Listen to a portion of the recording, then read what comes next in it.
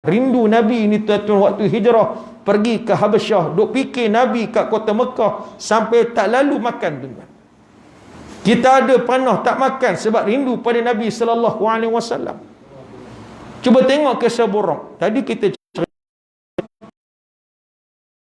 buruk tuan-tuan yang Jibril pergi ambil. Tengok kitab Nurul Zalam syarah kepada kitab Aqidatul Awam. Disebut Jibril ambil. Buruk ni tuan-tuan beribu dalam syurga, bukan seekornya. Cuma buruk ni tuan-tuan, dia tak nak makan. Yang lain disebut dalam kitab yarta'una fi riyadil jannah. Semua buruk ni tuan-tuan makan dalam taman-taman syurga. Cuma ada seekor buruk ni tuan-tuan tak makan. Sebab apa? Buruk tersebut sejak aku dengar nama Muhammad, aku jatuh rindu. Wahtaraktu binaril ashki. Terbakarlah aku dengan api rindu tuan-tuan sejak dengar nama baginda Nabi sallallahu alaihi wasallam. Punya rindu nak tengok baginda, tak lalu makan tuan-tuan. Menangis tak habis-habis. Dan buruk inilah yang dipilih oleh Sayyiduna Jibril alaihi salam. Kita ni ada tak rindu pada Nabi sampai tahap macam itu? Sebab tu kita ni kena semai rasa cinta, rasa kasih kepada Sayyiduna Rasulullah sallallahu alaihi wasallam. Termasuk tuan-tuan, kita mesti menentang orang yang menghina Nabi sallallahu alaihi wasallam sampai sebut Nabi dengan kalimah pelarian. Ini kurang hajar tuan-tuan. Tadi pagi pun saya sempat PM kepada Datuk Fadil Awang, Datuk Mufti Negeri Kedah. Sebab kebetulan pagi tadi saya tengok live kuliah duha dia. Dia membicarakan tajuk soal pembatalan iman. Jadi saya tanya, apa hukum orang yang panggil Nabi dengan ungkapan pelarian? Tuan-tuan, termasuk baru-baru ni saya bermesyuarat 2 bulan, hampir 2 bulan lah tuan-tuan, dengan kita ni orang hina je pun tak ada apa, pencacai je tau.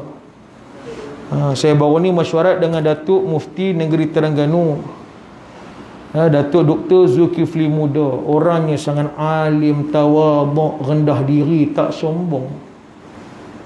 Tak sombong, tu baru tok guru. Tuan-tuan, kebetulan subhanallah, sahabat dia tu baik dengan saya. Dia tu, Ustaz tak apa, pagi ni Datuk Mufti nak jumpa. Saya kata tak apalah, nanti saya pergi dekat dia. Tiba-tiba dalam selang beberapa lama saya tengok Terengganu, rupa-rupanya Datuk Mufti, tuan-tuan, Mufti Terengganu, Datuk Dr. Zul. Dia kata tak apa Syekh, hana pergi jumpa entah. Saya kata jangan Datuk, sebab saya duduk hotel bajet ni pun, sini bukan ada lobby ke apa, tak ada. Satu lagi ni testing COVID ni susah juga. Tak ada tempat kita nak jumpa. Jadi dia kata tak apalah, Nana pergi. Saya kata tak boleh, sebab saya yang berhajat dengan Datuk. Takkan Datuk nak bagi jumpa saya, adab dah tak kena dah. Saya ni rasa malu kalau Datuk buat macam itu. Akhirnya dia kata tak apa, kita jumpa sembahyang asar dekat mana-mana. Kita sembahyang sekali, nanti kita jumpa. Saya kata janganlah, sebab Datuk mari jauh, dan kalau boleh biarlah saya ikram, saya muliakan, kita makan kat mana-mana. Dia kata tak apa, jangan susah-susah. Ana pun bukan boleh makan banyak, dia kata, sebab sakit. Tuan-tuan, akhirnya saya kata Datuk, janganlah macam tu, saya malu. Tak apalah, kita jumpa di masjid. Dan saya kata okey Datuk, jam 4 petang. Jam 4 petang kita jumpa. Tuan-tuan, saya pun telefon dekat seorang sahabat kita, Tuan Haji kita, Diju Catering. Saya kata siapkanlah juadah ringan yang sempoi sikit. Apa ada petang ni? Dia kata roti jala boleh? Roti jala boleh. Tuan-tuan, tak apalah, jumpa. Nak jadi cerita tuan-tuan, kereta saya pula breakdown. Sudah janji dah jam 4, kereta pula rosak. Pergi dekat kedai pomen kata alah Ustaz, small problem. Pomen pun Tak apa, dan pukul 4 dah, jangan bimbang. Jadi saya terbit ke dia komen, tuan-tuan pakai t-shirt. Sebab kita bukan tok guru kan. Awang ni kadang-kadang tengok pakaian. Saya pakai t-shirt lah, kita dengan anak kecil apa semua. Last kali tengok jam, kelipok pi kelipok mai, sudah dah dekat pukul 4. Bini saya duduk di hotel, duduk kata, abang tak balik ke salin jubah? Takkan jumpa mufti pakai t-shirt? Dia kata memanglah. Nak selfie tak gamuk pakai macam ni. Tuan-tuan malu. Akhirnya tuan-tuan saya kata kat isteri, baju tak penting, masanya penting. Sebab dah janji jam 4, saya pun pederah kereta. Siap-siap tu pederah terus. Lambat sikit saya mesej dia, Datuk lambat sampai. Saya sampai, tuan-tuan nampaklah perdana pelik Terengganu. Tak ada orang lain dah ni. Tengok-tengok tuan-tuan turun-turun lah, dia pun pakai t-shirt juga. Hok lagi lawak tuan-tuan pakai t-shirt custom, t-shirt lama. Relax kan tuan-tuan. Saya cium dia, saya peluk dia. Tuan-tuan memang ya Allah punya tawabuk. Dia bagi masa dia dekat saya dekat 2 jam 30 minit. Macam-macam isu kami bincang tuan-tuan. Jadi tuan-tuan doalah kepada Allah, insya-Allah pondok saya duduk tengah bina ni, insya-Allah mudah-mudahan mendapat perkenan al-wasiqu billah Tuanku Sultan Mizan Zainal Abidin, insya-Allah. Tuan-tuan, jadi Datuk Mufti tengah berusaha. Dan saya terima khabar gembira. Ni mungkin orang Kedah nak tahu pun. Sebab dia tanya saya semua tak tahu juga. Terengganu ni tuan-tuan disebut. Disebut kami sebelum PKP merancang nak buat multaqa. Nak panggil tutup guru pondok, pengusaha-pengusaha madrasah. Resolusi dari multaqa itu kita nak masukkan dalam enakmen pentadbiran Islam negeri Terengganu. Bukan semata-mata disebut dalam enakmen Terengganu merupakan sebuah negeri Ahlus Sunnah wal Jamaah, tetapi didetailkan lagi, ditafsilkan lagi bahawasanya aliran akidahnya mestilah Asy'ariyah dan Al-Maturidiyah. Tetapi oleh kerana tak sempat buat, kami masukkan terus, kami usahakan di peringkat Jabatan Mufti Negeri Terengganu. Dan alhamdulillah tuanku pun dah berkenan. Jadi mungkinlah Terengganu ni negerinya pertama yang memasukkan aliran akidahnya Asy'ariyah dan Al-Maturidiyah. Jadi Kedah saya tak tahulah.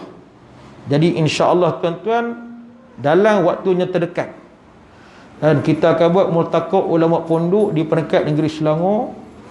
Kita tengok situasi semasa, cuma hari ni Selangor pun teruk. Selepas ini tuan-tuan kita akan buat multaqa ulama peringkat negeri Selangor. Kita akan buat forum malam itu 3 Datuk Mufti. Pertama Datuk Mufti Negeri Terengganu, dan kedua Datuk Mufti Negeri Selangor, dan ketiga Datuk Mufti wilayah yang baru dilantik, Dr. Luqman. Jadi insyaAllah tu acara kemuncak. Kalau jadi saya akan sebut kepada tuan-tuan. Jadi tuan-tuan boleh hadiahlah, kena hadir. Jadi kena hadir. Lagi satu, kalau tak ada aral, sepenuh maulid ni saya akan buat pecah tanah pondok, insya-Allah. Tapi bergantung kepada situasi semata di Terengganu, insya-Allah. Mudah-mudahan kita doa boleh pecah tanah untuk perasmian pembangunan, insya-Allah. Jadi tuan-tuan yang dimulakan oleh Allah Ta'ala, balik kepada apa kita bincang pada malam ini. Jadi apa tujuan kita buat maulud? Tuan-tuan ketahuilah olehmu, kata pengarang kitab ini, bahawasanya mengamati dengan perbuat maulud Nabi SAW itu daripada membesar qurabat yang mendamping akan dirinya kepada Allah Ta'ala. Dan bermulanya demikian itu hasil ia dengan perbuat jamu makanan atas kaum muslimin, atau membaca Quran, atau zikrullah, atau membaca salawat ke atas Nabi SAW, atau membaca kisah bagi maulud Nabi seperti barang yang sudah masyhur dengan yang diamal akan dia. Maka tak dapat tiada daripada niat dengan segala perbuatannya tersebut itu membesarkan dan menyukakan bagi beranak Nabi SAW, serta kisah ia akan hari peranaknya atau malamnya dan bulannya dengan ainnya. Tuan-tuan, kita nak tengok beberapa dalil, beberapa asyar tentang kelebihan kita menyebut maulid. Saya nak terang yang tu dulu, sebab malam ni kita bukan nak cerita semua. Sebab tu nama dia istiqbal maulid. Tuan-tuan, kita nak ke ambang menyambut maulid. Jadi saya dipaham petang tadi tuan-tuan ada mesyuarat kan, surah Rawdatul Jannah dengan EADK, dengan banyak pihak untuk program maulid. Jadi tuan-tuan, yang pertama kita tengok sebuah sabdaan Nabi sallallahu alaihi wasallam dalam kitab Madarij As-Su'ud Syarah Al-Barzanji. Sabda Nabi sallallahu alaihi wasallam, "Man 'azzama maulidi kuntu syafi'an lahu yaumal qiyamah." Atau kama qala Nabi sallallahu alaihi wasallam, barang siapa membesar ia akan maulidku, nescaya adalah aku yang mensyafaat baginya pada hari kiamat. Tuan-tuan, tu sebuah hadis yang mana kitab Syarah Barzanji ini dikarang oleh Syekh Nawawi As-Sani Al-Bantani. Bantan kan? Kalau tengok dalam kitab ni Bantan, panggilan yang betul Banten kan? Banten. Dia lagi satu Bintan tu, jangan tertukar Pulau Bintan. Dia tak sama. Jadi Tuan Guru Baba Ismail Sepanjang, Baba dan ayah huk saya kasih dalam jalan dakwah. Tuan-tuan, dia sampai dah Banten ni. Dia sampai dah Banten. Saya pun sampai pondok dia banyak kali juga. Langkawi dia belum sampai. InsyaAllah nanti saya akan bawa tuan-tuan. Tuan Guru Baba Ismail Sepanjang, Allah Ta'ala kira Banten ni hebat lah. Dia orang lama abad ke-19. Zaman dulu bila mana Al-Azhar nak keluarkan fatwa, mereka akan memanggil